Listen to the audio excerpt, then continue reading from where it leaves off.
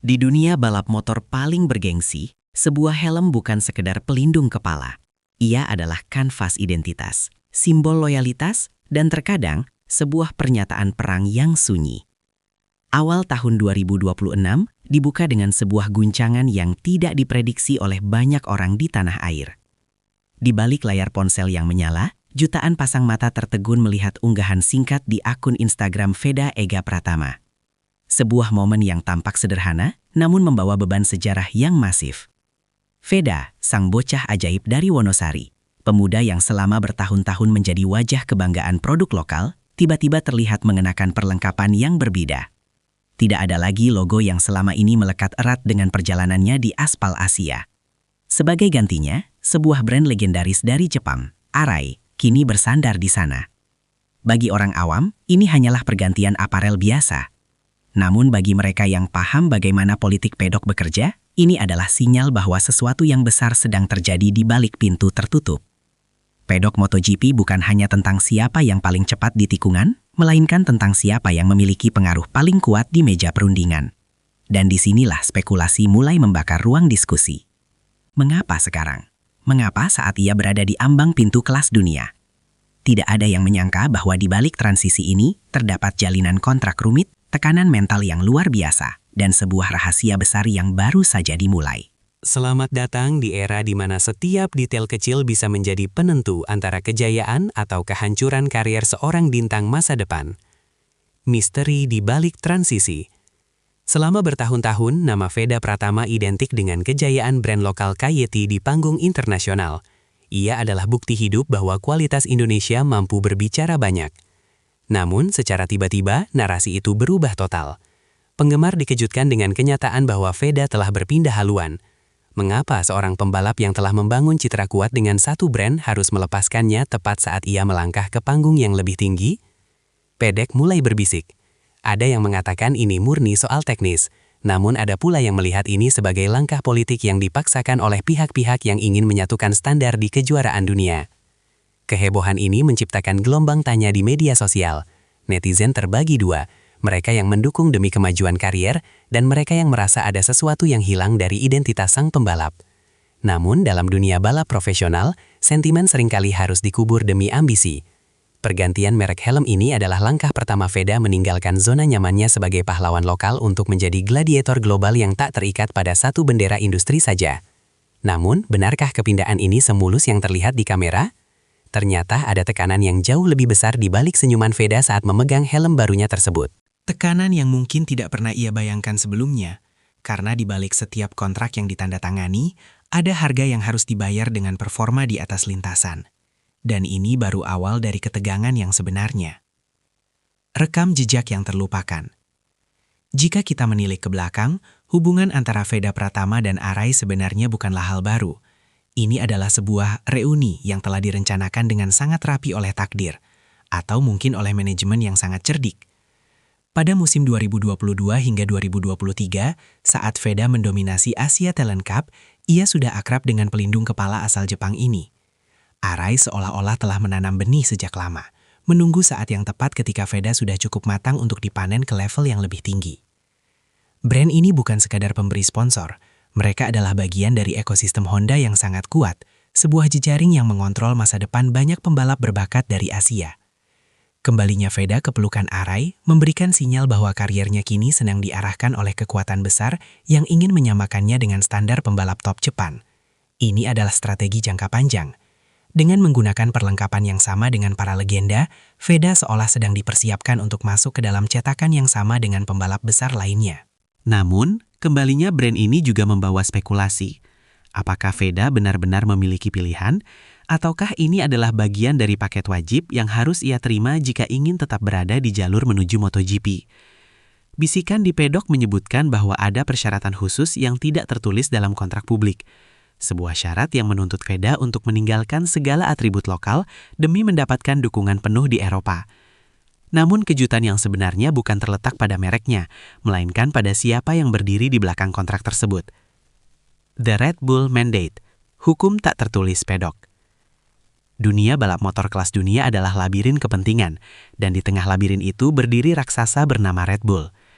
Sebagai salah satu dari 3 pembalap teratas di Red Bull MotoGP Rookies Cup, Veda Pratama bukan lagi milik dirinya sendiri atau sponsor pribadinya. Ia telah masuk ke dalam keluarga yang memiliki aturan main yang sangat ketat. Di ekosistem ini, Red Bull tidak hanya memberikan sayap, mereka juga memberikan aturan. Sponsor minuman berenergi asal Austria ini memiliki pengaruh yang mampu menggeser gunung, apalagi sekadar urusan helm. Mereka menginginkan keseragaman, mereka menginginkan kontrol, dan mereka menginginkan prestise yang setara dengan investasi jutaan euro yang mereka kucurkan. Banyak yang tidak menyadari bahwa masuknya Veda ke lingkaran elit ini berarti ia harus mengikuti standar keselamatan dan estetika yang sudah ditetapkan oleh manajemen global. Jika Red Bull merasa Arai memberikan dukungan teknis yang lebih superior di sirkuit-sirkuit Eropa, maka tidak ada ruang untuk negosiasi. Ini adalah bisnis yang dingin. Disinilah letak konfliknya. Veda harus menyeimbangkan antara loyalitas masa lalu dan tuntutan masa depan yang keras. Beberapa sumber di pedok bahkan membisikkan bahwa transisi ini sempat memicu diskusi alot di balik layar antara perwakilan sponsor lokal dan manajemen internasional. Namun, pada akhirnya, di dunia balap, kekuatan finansial dan akses teknis global selalu memenangkan perdebatan. Dan sekarang, Veda berdiri dengan identitas baru yang mungkin terasa asing, namun merupakan kunci menuju gerbang kesuksesan yang lebih besar. Namun, bayang-bayang kegagalan tetap mengintai, dan sejarah memiliki cara yang kejam untuk mengingatkan kita. The Mario Aggi Precedent, cetak biru yang berbahaya. Apa yang dialami Veda saat ini seolah menjadi deja vu dari apa yang pernah dilalui oleh pendahulunya, Mario Aggi. Pola perpindahan dari brand lokal ke brand global saat memasuki kancah dunia seolah menjadi ritual wajib bagi talenta Indonesia yang ingin bertahan di Eropa. Mario Aggi telah membuka jalan, namun jalan itu penuh dengan duri dan kritik. Perpindahan ini seringkali dipandang sinis oleh sebagian publik yang menganggap pembalap kehilangan jati diri nasionalisnya. Namun realita di lintasan jauh lebih brutal daripada sekadar nasionalisme di media sosial. Melihat pola ini, kita bisa melihat bahwa ada semacam cetak biru yang sudah disiapkan oleh manajemen untuk pembalap-pembalap Asia. Mereka ditempatkan dalam sistem yang terintegrasi penuh. Jika Anda ingin berada di bawah naungan Honda Team Asia atau proyek-proyek serupa di masa depan, Anda harus menjadi bagian dari ekosistem mereka seutuhnya. Namun, pertanyaannya tetap sama. Apakah perubahan perlengkapan ini benar-benar akan membantu performa atau justru memberikan tekanan psikologis tambahan bagi pembalap muda yang masih mencari jati dirinya? Tekanan untuk membuktikan bahwa perubahan ini sepadan dengan hasil di lintasan sangatlah masif. Jika Veda gagal tampil impresif, maka keputusan berganti sponsor ini akan menjadi peluru tajam bagi para kritikus untuk menjatuhkannya. Dan di tengah tensi yang memanas ini, perdebatan mengenai kualitas teknis mulai mencuat ke permukaan, menciptakan friksi baru di kalangan pemerhati otomotif. Di balik busa dan serat karbon, narasi yang sering dibangun adalah bahwa Veda berpindah merek karena alasan kualitas.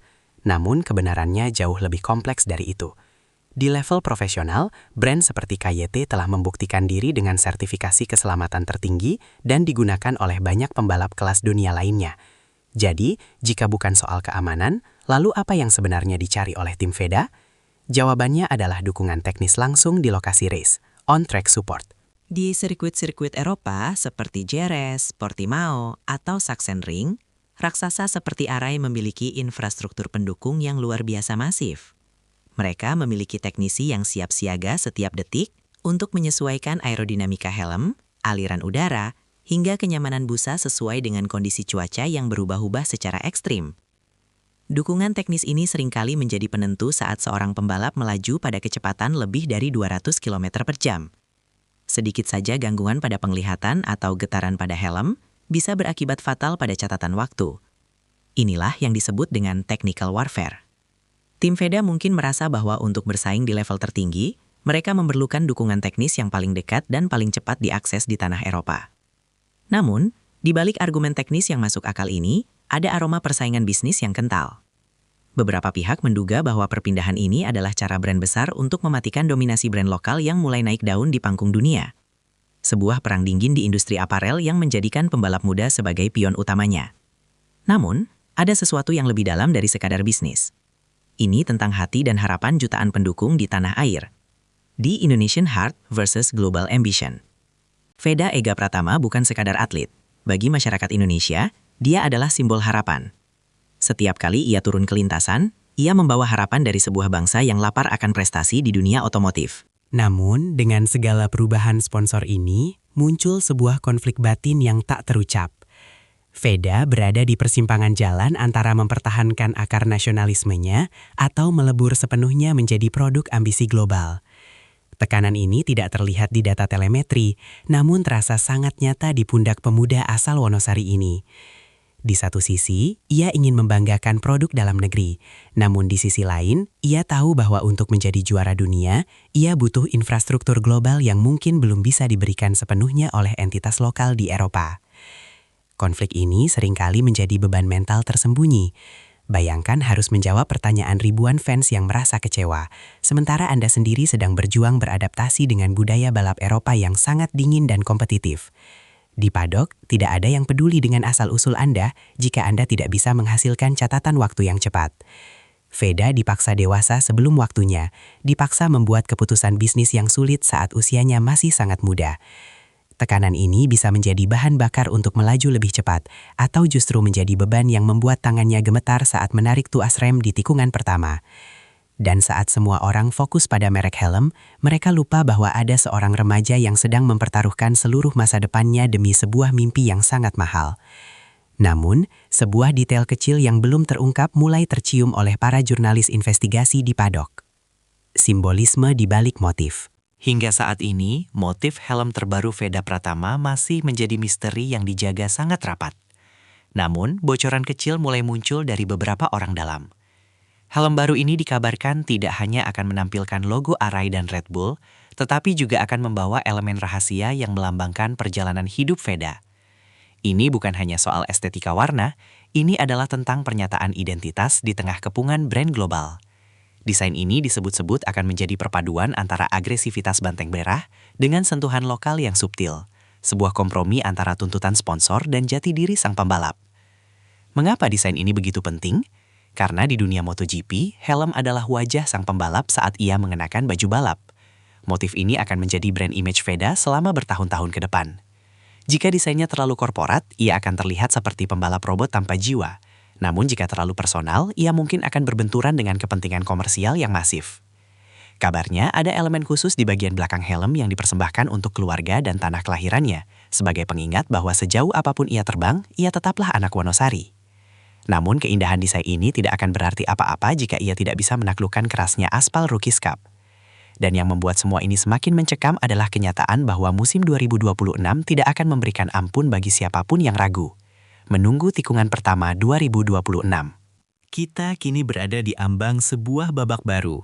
Transisi sponsor, pergantian helm, dan segala drama politik di belakangnya kini sudah berada di titik yang tidak bisa diputar kembali. Veda Pratama telah memilih jalannya. Ia telah melangkah ke dalam arena gladiator dengan persenjataan yang baru. Namun, sejarah mencatat bahwa banyak talenta hebat yang hancur bukan karena kurangnya kecepatan, melainkan karena beratnya ekspektasi yang tidak mampu mereka pikul. Musim 2026 bukan lagi waktu untuk beradaptasi. Bagi Veda, ini adalah waktu untuk membuktikan bahwa ia layak mendapatkan semua dukungan eksklusif dari raksasa dunia seperti Red Bull dan Arai. Setiap mata di pedok akan tertuju padanya saat ia keluar dari pit lane untuk pertama kalinya. Setiap kesalahan kecil akan dianalisis, setiap keberhasilan akan dipuji setinggi langit. Ketegangan ini mencapai puncaknya saat kita menyadari bahwa tidak ada jalan pulang. Veda telah mempertaruhkan citranya, meninggalkan zona nyamannya, dan kini ia berdiri sendiri di garis start. Di balik visor helm barunya, hanya ada satu hal yang tersisa, kecepatan murni. Namun ada satu pertanyaan besar yang masih menggantung di udara, sebuah pertanyaan yang hanya bisa dijawab saat bendera start dikibarkan. Apakah semua perubahan ini benar-benar kunci untuk membuka pintu MotoGP? Ataukah ini hanyalah awal dari sebuah akhir yang pahit bagi sang talenta muda? Pedok kini diam menanti, dan atmosfer terasa semakin sesak. Karena dalam balapan, yang terpenting bukanlah apa yang Anda pakai, melainkan apa yang terjadi di tikungan berikutnya yang menentukan segalanya. Dan apa yang akan terjadi di sana, mungkin akan mengguncang seluruh sejarah balap motor Indonesia untuk selamanya.